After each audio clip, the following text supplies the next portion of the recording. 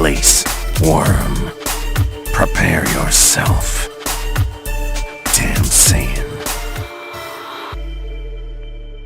So the Dragon Ball community has an unhealthy obsession with Boo Girls. Now, if you don't know what a Boo Girl is, it is essentially the female version of the Majin Buu race.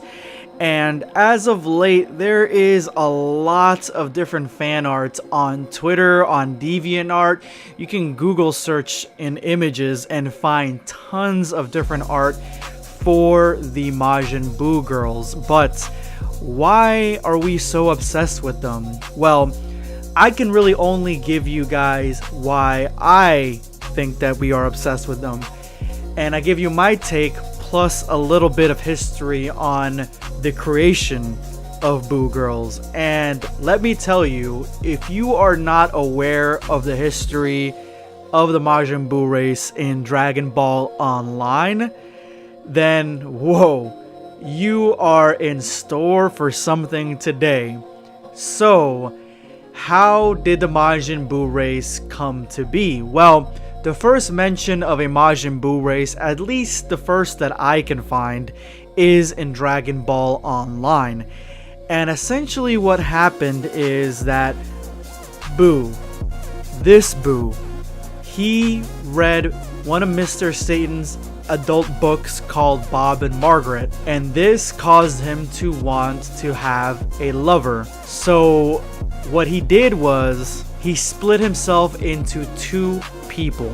The same thing that happened when he split into Good Boo and into the Evil Boo. One was female and one was the Boo that we know.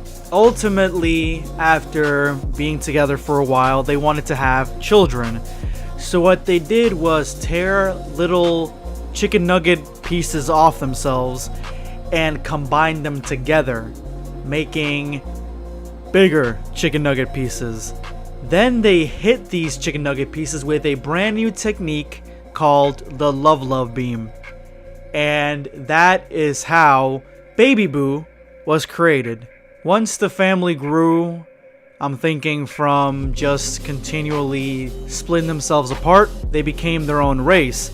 Unfortunately, the crazy power that the original Majin Buu had, being divided into hundreds of family members, made it so the Majin race basically is on par, and not as powerful as they were before, but on par with Saiyans and Namekians, basically bringing them to a grounded level for Dragon Ball Online.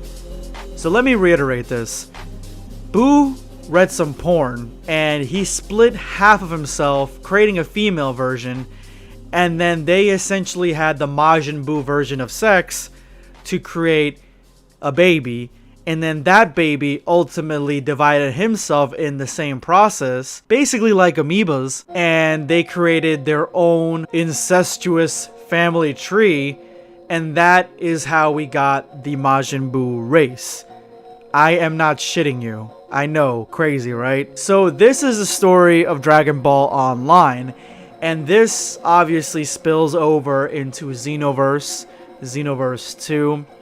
And for those of you guys who are like me and didn't play Dragon Ball Online, the first time that you came across a female Majin is in Xenoverse. And of course, you don't pick the male Majin to create a character with. You obviously create the female version, as probably 99% of people who even picked the Majin race for this did. And I can instantly see the draw to the female Majin, or the Boo girls.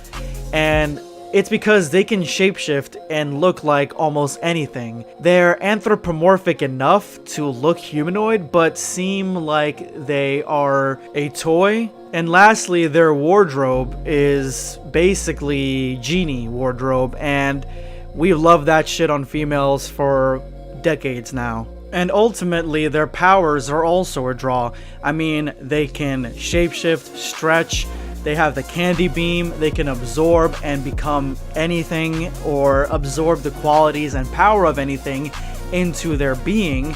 And I think we all just have that soft spot for the Majin race, ever since Dragon Ball Z. Ultimately, what I think put the final nail in the coffin for the fandom to love and embrace the Boo Girls as much as we have at this point right now, and create as much fan art as we have right now, is one Boo Girl that ultimately really isn't a Boo Girl, but I mean, she's close enough.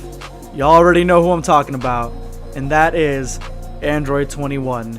The day that we found out that there was going to be a new android that looked like a Majin, that was what sealed the deal for our love for these Boo Girls, because Android 21 is by far the most sexualized non-canon Dragon Ball Z character.